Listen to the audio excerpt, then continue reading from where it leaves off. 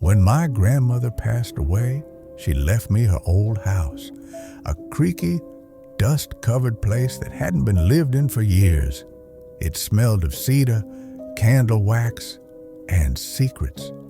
On my first night there, I heard something coming from the attic, a faint scraping sound like something being dragged. I told myself it was mice, but curiosity got the better of me. I climbed up those narrow wooden stairs, flashlight shaking in my hand, and there, tucked under a dusty quilt box, was an old porcelain doll. It was beautiful and broken at the same time, with one cracked cheek, a faded blue dress, and glass eyes that seemed too alive. I brought it downstairs, thinking it might be worth something, maybe an antique. I cleaned it up, placed it on a shelf in the living room, and went to bed. Around 3 a.m., a thud woke me up. I thought it was the wind, until I noticed the shelf was empty. The doll was gone. I found it sitting neatly on the kitchen counter facing the back door. My heart pounded. I laughed nervously, convincing myself I'd moved it and forgotten. But the next night, I made sure. I placed it back on the shelf, turned on my phone camera, and left it recording overnight. The next morning, I checked the footage. At exactly 3:17 a.m., the doll's head turned toward the camera. Slowly, its arm twitched. Then the screen cut to static.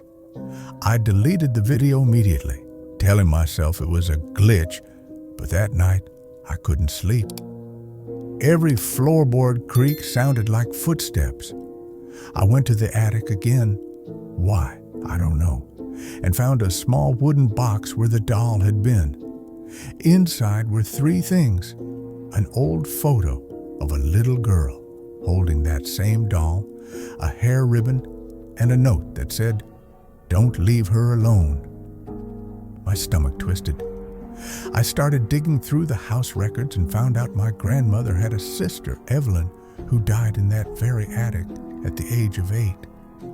The obituary said it was an accident, but neighbors back then whispered about something else. Some said Evelyn's spirit never left the house. The next few nights were a blur of nightmares and noises.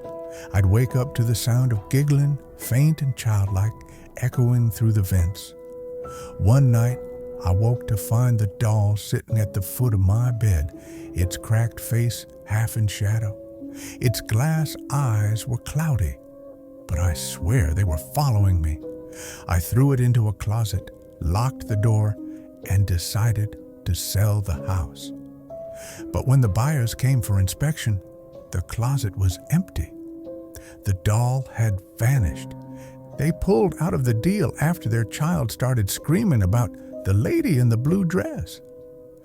I moved out that night, but before I left, I went up to the attic one last time. The air was colder than before, thick and heavy. And there she was, the doll, sitting in the same spot I'd first found her, facing the stairs. I didn't touch it. I just backed away slowly and shut the attic door for good. But here's the part that still chills me. Last week, a package arrived at my new apartment. No return address. Inside was a single object wrapped in tissue paper, the same blue dress, the same cracked porcelain face, and a note that said, "You forgot me again." I threw it away, but every night since I've heard tiny footsteps above me, and I don't even have an attic. Tell me in the comments, what would you have done?